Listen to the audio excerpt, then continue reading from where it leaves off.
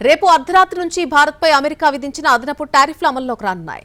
భారత్పై అదనంగా మరొక 25% సుంకాలు విధిస్తున్నట్టుగా అమెరికా నోటీసు జారీ చేసింది. ఆగస్టు 27న అర్ధరాత్రి 12 గంటల తర్వాత అమల్లోకి వస్తాయని తెలియజేసింది. America customs and border protection ద్వారా హోంల్యాండ్ సెక్యూరిటీ విభాగం ఈ నోటీసులు జారీ చేసింది. ఇక ఈ నోటీసుపై ఆగస్టు 6న అధ్యక్షుడు డొనాల్డ్ ట్రంప్ సంతకం చేశారు. గడువు ముగిసిన తర్వాత వచ్చే లేదా గోడౌన్స్ నుంచి బయటకు తీసుకెళ్లే ఏ వస్తువులకైనా సరే ఈ సుంకాలు వర్తిస్తాయని కూడా ఆ నోటీసులో తెలిపారు. గతంలో విధించిన 25% టారిఫ్లు ఆగస్టు 7 నుంచి అమల్లోకి వచ్చాయి. కొత్త టారిఫ్లు అమల్లోకి రానున్నప్పటికీ అమెరికాలో ఐఫోన్లపై ఈ టారిఫ్ల ప్రభావం పెద్దగా ఉండకపోవచ్చని ఎక్స్పర్ట్స్ చెబుతున్నారు.